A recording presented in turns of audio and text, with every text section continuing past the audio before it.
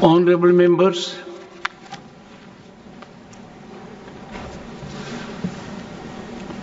I need to inform you that I have received notice of motion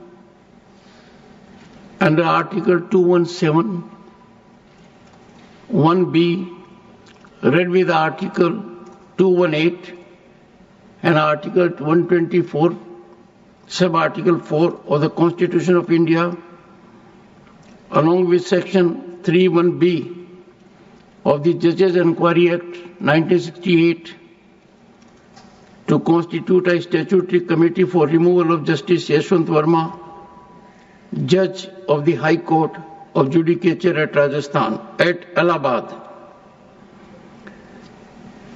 This has been received by me today. It is signed by more than 50 members of the Council of States, and thus it meets the numerical requirement of signing by members of Parliament for setting in motion a process for removal of a High Court judge. I direct the Secretary General to find out whether a similar motion has been moved in the House of People, the Lok Sabha, and this is being done for the purpose that under the Judges Enquiry Act 1968, the procedure is different if a motion is presented in one house or if the motion is presented on the same day in both the houses. If the motion is presented in the two houses on different dates, then the motion which is presented in the house first, that alone is taken into consideration, and the second motion gets non-jurisdictional. But if the motion is presented in both the houses on the same day, then the provisions are different. If the motion is presented only in one house, then the presiding officer of that house has the competence to consider the motion and either admit or reject it. But if a motion is presented on the same day in both the houses, then the provisions are different. Then the right of the Speaker or the Chairman to admit or reject the motion is not there. Then the motions become property of the House. I would invite your attention in that behalf to Section 3, Subsection 2 of the Judges Enquiry Act 1968.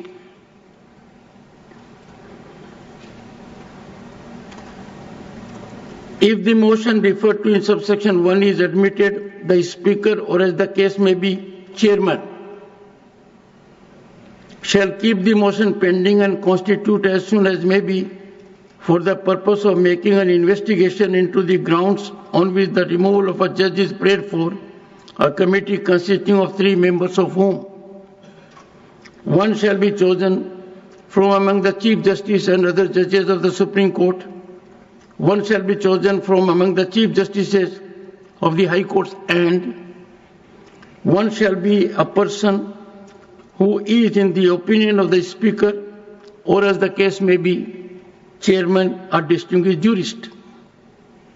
And before that it is given that if a notice given of a motion for presenting an address to the President praying for removal of a judge signed by in the case of a notice given in the House of People by not less than 100 members of the House, and in the case of a notice given in the Council of States by not less than 50 members of the Council, then the Speaker, or as the case may be, the Chairman may, after consulting such persons, if any, as he thinks fit, and after considering such material or materials, if any, as may be available to him, either admit the motion or refuse to admit the same. But coming to a motion that has been presented in both the houses on the same day, it says, provided that where notice of a motion referred to in subsection 1 are given on the same day in both the houses of Parliament,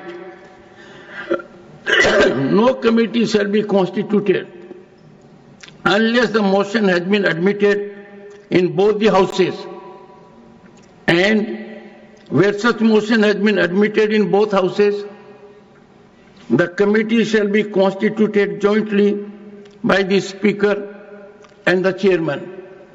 So since the provisions are different, I have directed the Secretary General to update whether such a motion has also been moved in the House of the People.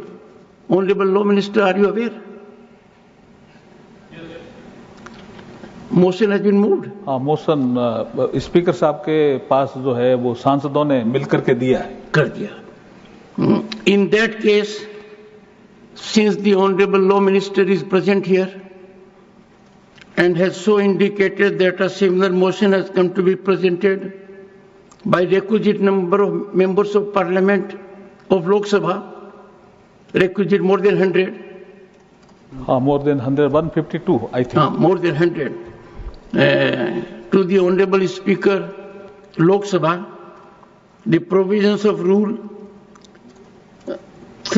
provisions of Section 3, subsection 2, proviso will come into effect, and the Secretary General will take necessary steps in this direction. Honorable members, I need to inform you that in December, a motion under Article 124 was submitted for my consideration for removal of a judge of a High Court of Allahabad. That motion was purportedly from 55 members. I examined that and found that one particular member had signed at 2 places.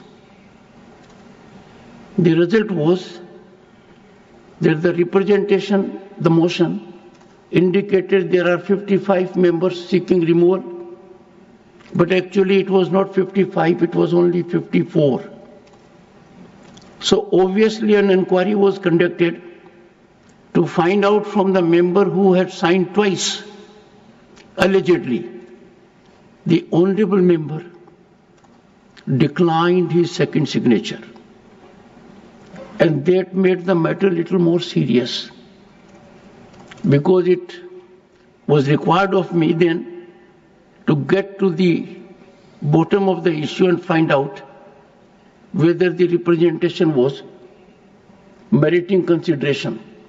And the process was initiated for verification of signatures and authentication. That process is under progress. I will get an update and come back to the House. I have already indicated to this august House on an earlier occasion that if the requisite number of members who verify their signatures and the number goes above 50 or more,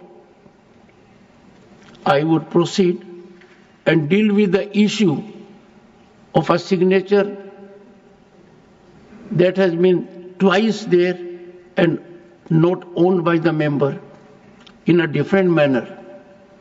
Because if a motion carries two signatures of the same member, and the honorable member declines that he has not signed at two places but he has signed only at one place, the matter becomes serious and culpable. This august House has to set very high standards.